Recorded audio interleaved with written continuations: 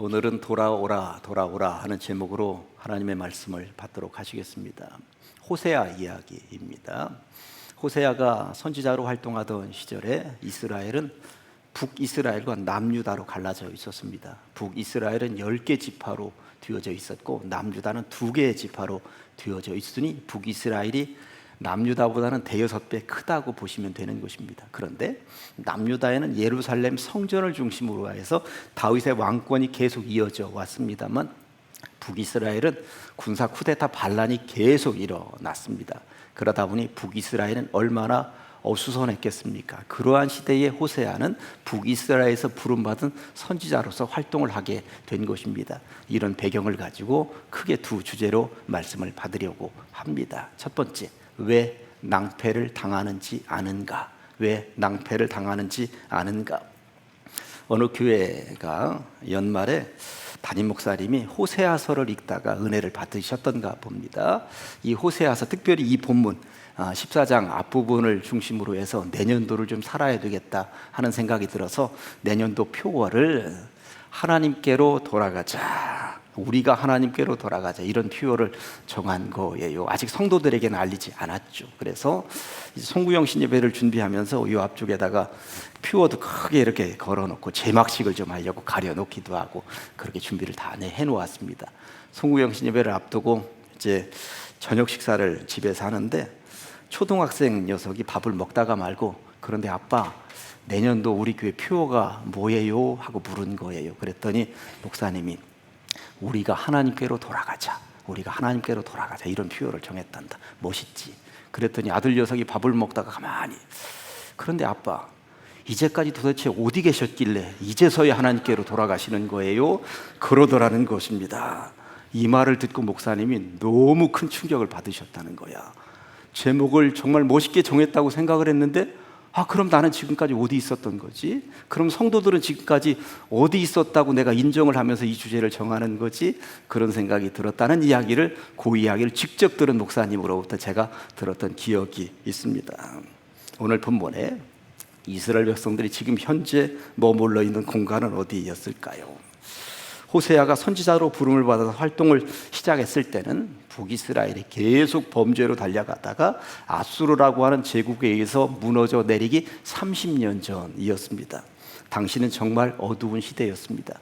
거듭거듭 말씀을 드립니다만 여로보암이라고 하는 왕으로부터 북이스라엘이 시작했고, 북이스라엘의 마지막 왕은 호세아입니다. 거기도 왕 이름도 호세아인데 호세아까지 210년간 왕이 19명이나 등장을 합니다. 그리고 중간에 반란이 8번이나 등장을 합니다. 그러니 얼마나 어수선했겠습니까? 겨우 6달 왕노릇하고 물러난 왕도 있었고 겨우 한 달 왕노릇 하다가 쫓겨난 왕도 있었습니다. 그러니 백성들은 불안했고 피폐했고 인심도 각박해졌습니다. 이러한 시대에 하나님께서는 그래도 이 마지막으로 이 백성들에게 뭔가 메시지를 좀 줘야 되겠다 하는 생각을 가지고 호세아를 세우셨던 것이고 일하도록 만들어내셨던 것입니다. 백성들 앞에 서 있었던 호세아는 하나님의 메시지를 선포합니다. 하나님의 메시지는 단순 명료했습니다. 돌아오라는 것이었습니다. 하나님께로 돌아오면 살 길이 있다는 것이었죠. 그게 바로 1절 말씀입니다. 이스라엘아, 네 하나님 여호와께로 돌아오라. 네가 불의함으로 말미암아 엎드러졌느니라. 돌아오라는 것입니다. 왜 돌아와야 하느냐 하면 지금 너희들 자빠진 거야. 엎드려져 있잖아. 누워있으니 거기서 뭘 하겠다는 거야. 신앙적으로 주저앉아 있으니 돌아와라. 그러니 일어나서 돌아와라. 그런 메시지였던 것이죠. 엎드러졌다라고 하는 말을 한문투로 보면 낭패를 당했다, 이렇게 보통 이야기를 합니다. 낭패의 사전적인 의미는 일이 실패로 돌아가서 매우 딱하게 되었다, 그런 의미를 담고 있습니다. 일이 실패로 돌아가 매우 딱하게 되었다. 그런데 이 낭패라는 한문이 참 재미있습니다. 일이 낭자에 일이 패자입니다. 아니, 일이라고 그러면 낭 하나만 하든지 무슨 일이 낭도 있고 일이 패도 있어. 그런데 낭패의 어원은 이렇습니다. 낭이라고 하는 이름의 이리는 앞다리는 길고 뒷다리는 짧거나 아예 없습니다. 그런데 패라고 하는 이름의 이리는 앞다리가 짧거나 없고 뒷다리가 깁니다. 그러다 보니 두 녀석은 서로 의지해서 걸어야 되는 거야. 둘이 딱 붙어가지고 함께 으쌰으쌰 하면서 왼발 오른발 하면서 걸어야만 앞으로 걷기도 하고 뛰기도 할 수 있다는 것입니다. 그런데 문제는 두 녀석이 다투는 날입니다. 내가 너 없이 못 살 것 같아? 하고 다투면 그 다음부터 이게 사달이 나는 거예요. 못 가는 거죠. 한 발짝도 앞으로 내 딛기가 너무나도 어렵다는 것, 이게 바로 낭패의 어원입니다. 이스라엘 백성들이 엎드러졌다는 것입니다. 한마디로 말해서 낭패를 당했다는 말입니다. 그렇다면 물어야죠. 이스라엘 백성들은 왜 낭패를 당해 엎드러졌단 말인가? 하나님과 함께 걸어야 하는데 혼자 걷겠다고 하나님을 떠났기 때문에 그 모양 그 꼴이 되고 말았다는 것입니다. 결국 낭패를 당했다는 말이요, 누가 보더라도 참 딱하게 되었다는 말이죠. 신약 성경은 낭패를 당한 대표적인 젊은이 하나를 소개하고 있습니다. 누가복음 15장에 등장을 하는 둘째 아들 탕자입니다. 집 떠나면, 더군다나 큰 돈 가지고 떠나면 못할 일이 없을 줄 알았습니다. 무엇든지 다 할 수 있을 것 같았죠. 그러나 쾌락은 잠시뿐, 부모를 떠나니 낭패를 당하고 맙니다. 돼지우리에 들어가서 돼지들이나 키우고 있고 돼지들이나 먹는다 하는 쥐엄나무 열매를 먹으면서 겨우 버티는 인생이 되고 말았으니 세상에 이런 낭패가 또 어디에 있단 말입니까? 어쩌다 이 모양 이 꼴이 되었다고요? 떠났기 때문에 그렇다고 하는 것입니다. 나 혼자 다 할 수 있어. 하나님 없이도 뭐든지 할 수 있어. 아버지 없이도 나는 제대로 살아갈 수 있다니까 그러다가 낭패를 당하게 되었다는 것이죠. 시편 55편 22절 말씀을 보았더니 네 짐을 여호와께 맡기라. 그가 너를 붙드시고 의인의 요동함을 영원히 허락지 아니하시리로다 말씀이 있습니다. 그가 너를 붙드시고, 그가 너를 붙들어 주셔야만, 그 붙잡힌 바 되어야만 걸어갈 수 있는데, 그 붙들어 주신다라고 하는 것을 내팽개치고 혼자 걷겠다 하니 계속 흔들리는 거지, 못 가는 거지. 시편 16편 8절을 보았더니 내가 여호와를 항상 내 앞에 모심이요 그가 나의 오른쪽에 계심으로 내가 흔들리지 아니하리로다.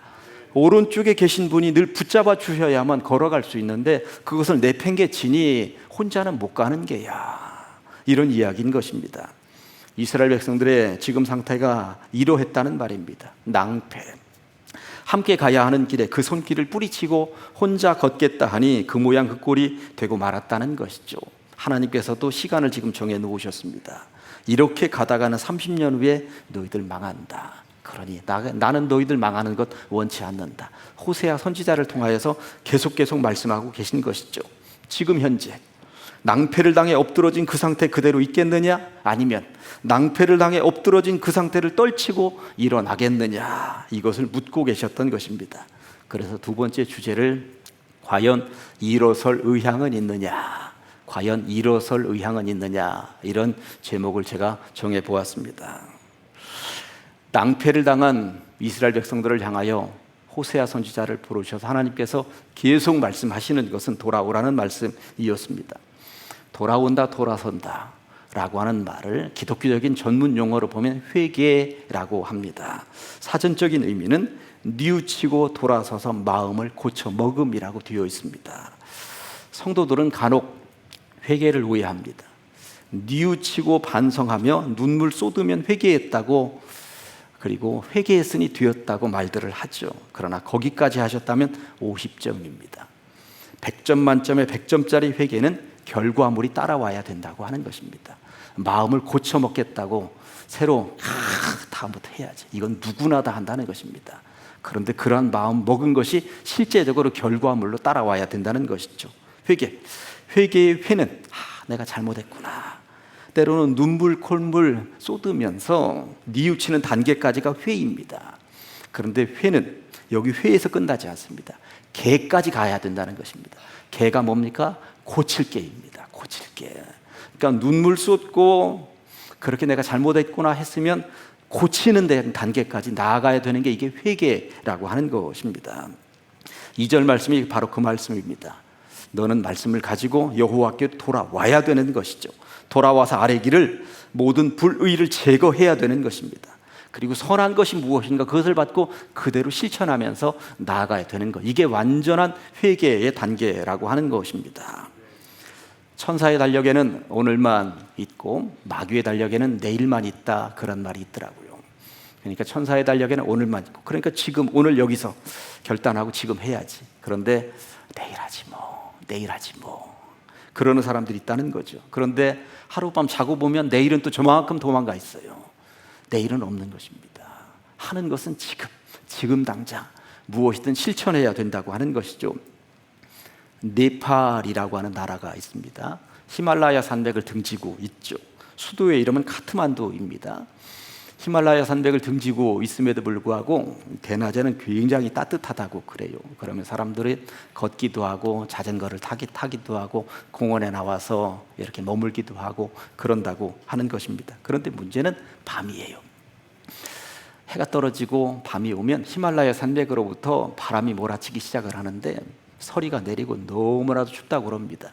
그러면 창문을 내리고 들어가서 두꺼운 옷을 입든지 두꺼운 이불 속으로 들어가야만 한다는 것입니다.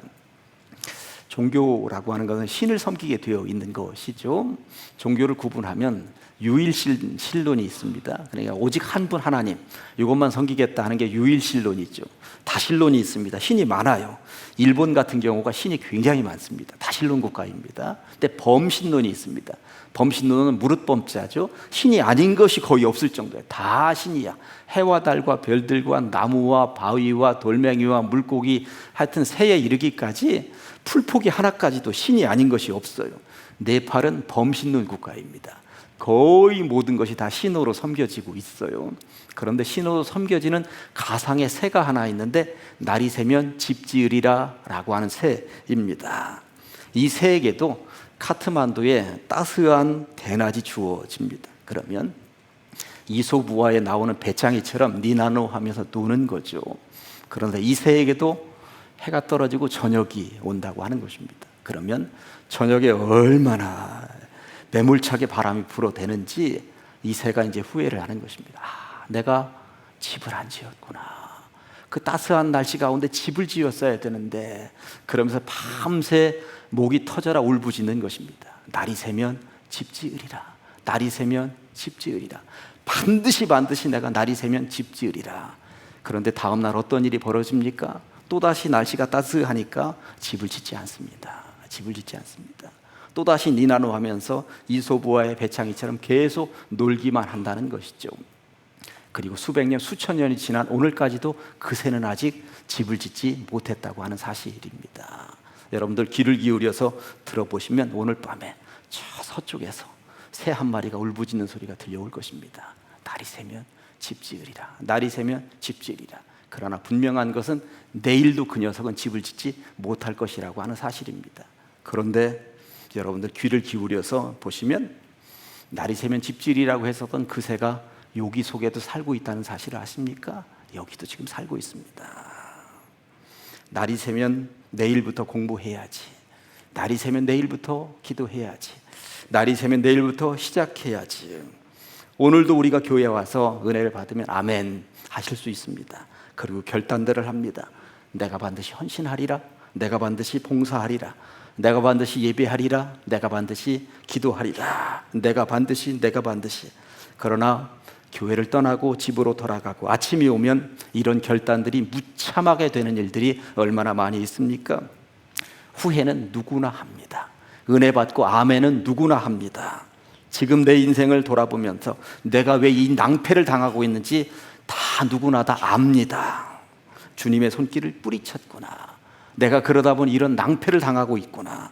그러나 후회 이후 그 자리를 정말 툭툭 털고 일어나느냐, 정말 일어나서 하나님께로 제대로 돌아갈 의향이 있느냐, 이걸 물어보면 그렇지 않은 경우들이 너무나도 많이 있다는 사실입니다. 새벽 기도회든 수요일이나 금요 기도회든 이곳저곳에서 울부짖는 기도들이 들립니다. 후회가 되고 회개를 하고 결단들을 할 것입니다. 문제는 그 다음 날입니다. 정말 그 결단들이 열매로 맺어지고 있는가, 실천으로 옮겨지고 있는가. 지난 주일에 저는 설교를 하면서 장영희 교수가 책에 써놓았던 하필이면의 은혜에 대해서 말씀을 드렸습니다. 저도 이곳에서 13년 목회했는데 역대급 피드백이 왔더라고요. 다들 생각들이 그러했던가 봐요. 하필이면 나에게 왜 이런 일들이, 그런 생각을 가지고 사셨던 분들이 많은가 본데 하필이면이라고 하는 말을 긍정적으로 바꾸니까 이렇게 좋은 의미가 있구나 하면서 은혜를 받았다는 피드백들이 저한테 많이 왔습니다. 그래서 오늘 장영희 교수 다른 간증 하나, 2탄 하나 더 드리려고 우리 학생들도 와 있고 그러는 날인지라 말씀드리려고 그럽니다. 살아온 기적, 살아갈 기적이라고 하는 책을 이분이 쓰셨는데, 지난주에 말씀을 드렸습니다만 장영희 교수는 평생 장애를 가지고 살았죠. 목발이 없이는 한 발도 앞으로 내디딜 수가 없었습니다. 그 몸으로 일찍부터 미국으로 건너갔고 공부를 했고 뉴욕 주립대학에서 박사학위 논문을 지금 쓰게 된 것입니다. 19세기 미국의 소설가였던 윌리엄 하월스라고 하는 인물에 대한 것이었는데, 이 목발이 없이는 한 발짝도 앞으로 내디딜 수 없는데 전공서적이라고 하는 거 도서관에 가서 보면 이만합니다. 벽돌 같습니다. 그 책들을 어떻게든 끄집어내서 책상까지 들고 오는데도 이게 만만하지 않았다고 책에 써놓았더라고요. 그렇게 3년 반 동안 도서관에 푹 박혀서 논문을 쓴 것입니다.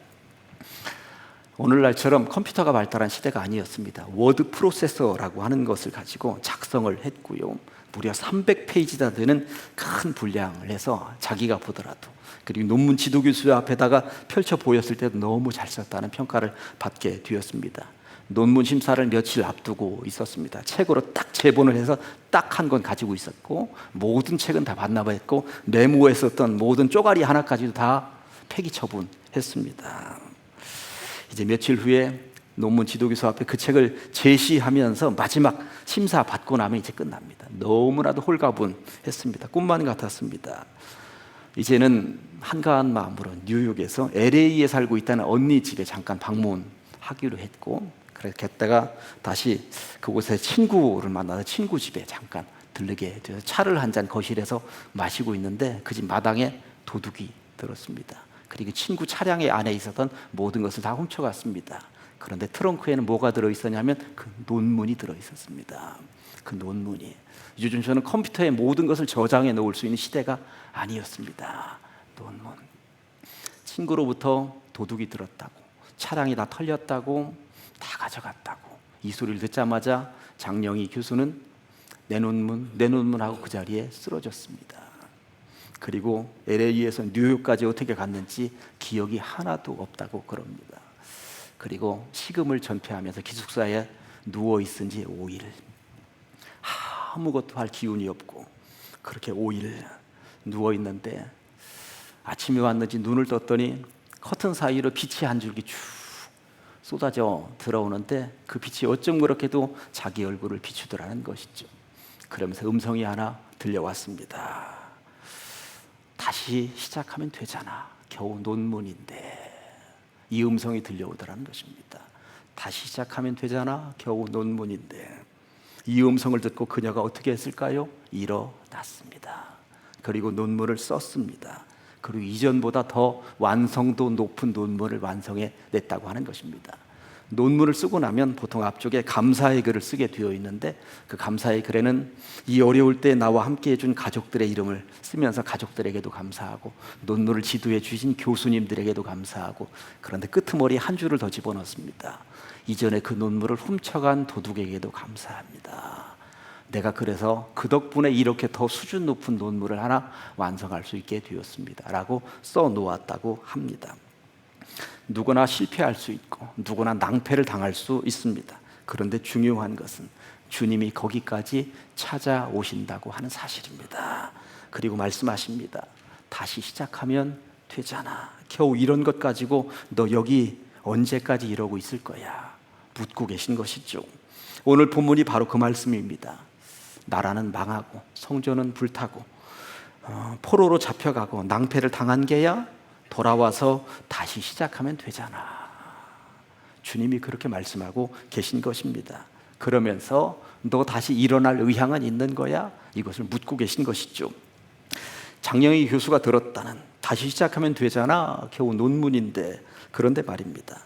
그녀가 그 음성을 듣고 다시 일어서지 않았더라면, 다시 도서관을 찾지 않았더라면, 다시 논문을 쓰지 않았더라면 논문도 박사도 교수도 인생도 다 사라져 버리고 말았을 것입니다. 그러나 그녀는 하늘의 음성에 반응을 했던 것이고 다시 일어섰다고 하는 것입니다.